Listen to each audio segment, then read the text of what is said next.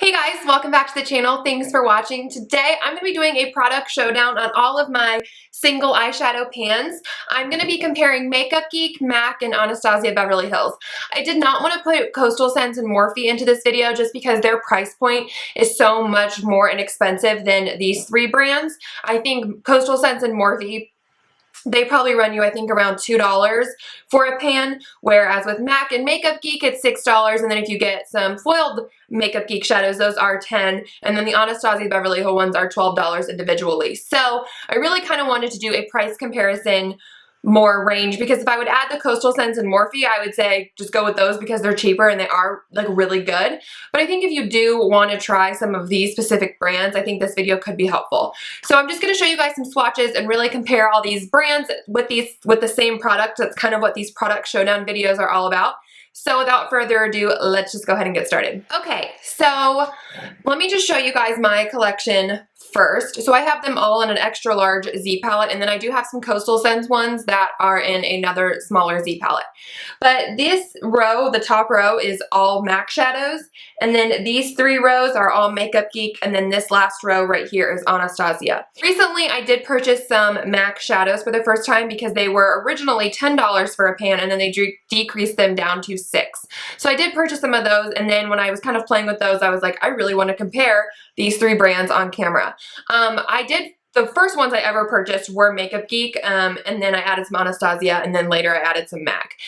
Let me just say this first off, is I think MAC shadows are just way overhyped. I did get some of like the iconic colors as well as just some colors that I thought were really pretty on the site. And I'm not saying they're not good shadows and they're not pretty colors, because they are.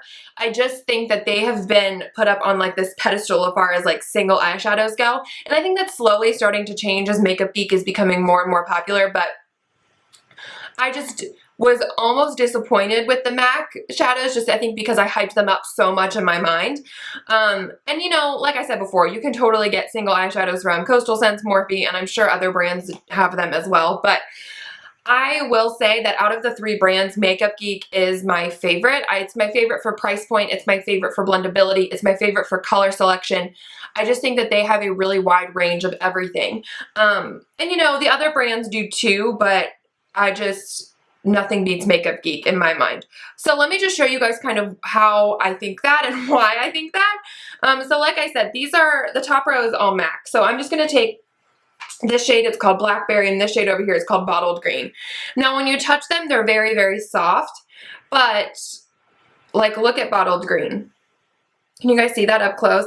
It's very not pigmented and patchy, and then Blackberry is, but when I go to like swatch it, it doesn't blend very well, and neither does Bottled Green. They're just really patchy. Like you guys can totally see that. And then let's see, which one is this one? This one is a popular one. Yeah, this one is Saddle. This is a very like iconic MAC shade. This one is pretty good. I just think it's hit and miss with a lot of MAC shadows. I mean, as with any brand, but just I was kind of disappointed with the MAC, to be totally honest with you, especially that green shade. And they almost feel like after you blend them out, they almost feel a little sticky. And I'm sure that is because they are going to be really long wearing. Like I get what they're doing with that, but for me, I can use a primer, I can set it with my e.l.f. makeup lock and seal that I swear by, but blendability is something that you can't really change in a product. You can definitely like use other things to prolong the wear of products, but as far as blendability goes, I just think that that is something the product has to do for itself. And honestly, with MAC, I was just kind of disappointed. I hate to say it. Now the shimmer one or shimmer two, I guess, that I got are good. I got Honeylust, which is a really popular one. And it's pretty. Again, it doesn't blend very well. And it's pretty, but it's not very soft. It's a little like scratchy when you swatch it. So I don't know, you give and take, but I definitely like the shimmers more than the mattes. I was really disappointed in the matte shadows, honestly. And then as far as MakeupGeek goes, obviously I have the most of those. I love their foils. Like just touching this one versus this one from MAC, it's like night and day. The MakeupGeek one is so pressed down and so soft and pretty, whereas the MAC one, like I said, is a little bit scratchy. It's not as pigmented. Now with the foils, I do notice a little bit of creasing just because they do have a little bit of oil in them, but if you use a good eye primer, then you will totally be okay. And I actually am talking about a new eye primer that I found and I loved in my May favorites, so definitely subscribe so you can watch that video. But anyways, back to this video. You know, and the mattes in here I just think are so good. They blend so well. This is one of my favorites. This is Curfew. Yeah. This is Curfew. It's like this gorgeous purple shade, and I love Bitten, and I love Barcelona Beach is what I'm wearing in the crease today. It's like this cool tone brown right there. You know, these just swatch and blend so much better. They are a little bit more powdery than MAC's, but honestly, I would rather tap my brush off and have something blend beautifully than to have it stick to my brush but not really come off the brush and blend kind of patchy.